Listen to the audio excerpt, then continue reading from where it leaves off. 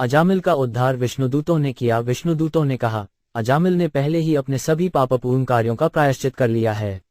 वास्तव में उन्होंने न केवल एक जन्म में किए गए पापों का प्रायश्चित किया है, बल्कि लाखों जन्मों में किए गए पापों का भी प्रायश्चित किया है, क्योंकि असहाय अवस्था में उन्होंने नारायण के पवित्र नाम का जप किया था। भले ही उन्होंने शुद्ध रूप से जप नहीं किया, उन्होंने बिना जप किया अपराध, और इसलिए वो अब शुद्ध है और मुक्ति के योग्य है।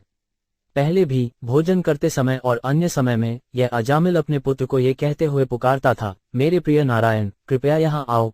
अपने पुत्र का नाम लेते हुए भी उन्होंने 4 अक्षर नारायण का उच्चारण किया। केवल इस तरह से नारायण के नाम का जप करके उन्होंने लाखों लोगों के पापपूर्ण फलों के लिए पर्याप्त रूप से प्रायश्चित किया। भगवान विष्णु के पवित्र नाम का कीर्तन सोने या अन्य मूल्यवान वस्तुओं के चोर के लिए, शराबी के लिए, किसी मित्र या रिश्तेदार के साथ विश्वासघात करने वाले के लिए, ब्राह्मण की हत्या करने वाले के लिए या किसी के लिए प्रायश्चित की सर्वोत्तम प्रक्रिया है। अपने गुरु या किसी अन्य श्रेष्ठ की पत्नी के साथ यौन संबंध रखता है। स्त्रियों की हत्या करने वाले, राजा या उसके पिता, गायों की हत्या करने वाले और अन्य सभी पापी पुरुषों के लिए भी यह प्रायश्चित का सबसे अच्छा तरीका है। केवल भगवान विष्णु के पवित्र नाम का जप करने से ऐसे पापी व्यक्ति सर्वोच्च भगवान का ध्यान आकर्षित कर सकते हैं, जो मानते हैं, क्योंकि इस व्यक्ति ने मेरे पवित्र नाम का जप किया है, मेरा कर्तव्य है कि मैं उसे सुरक्षा प्रदान करूं। मृत्यु के समय इस अजामिल ने असहाय होकर और बहुत जोर से भगवान नारायण के पवित्र नाम का जाप किया। उस अकेले जप ने उन्हें पहले ही सभी पापी जीवन की प्रतिक्रियाओं से मुक्त कर दिया है।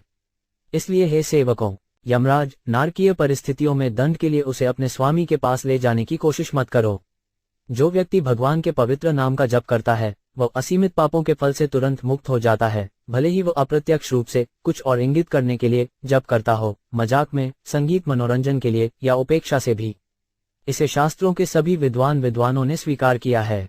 यदि कोई हरि के पवित्र नाम का जाप करता है और फिर एक आकस्मिक दुर्भाग्य के कारण मर जाता है, जैसे कि घर के ऊपर से गिरना, सड़क पर यात्रा करते समय फिसलकर हड्डी टूटना, सर्प द्वारा डसा जाना, दर्द और उच्चता से पीड़ित होना, ज्वर या शस्त्र से घायल होने पर व्यक्ति पापी होते हुए भी नारकीय जीवन में प्रवेश करने से तुरंत मुक्त हो जाता है।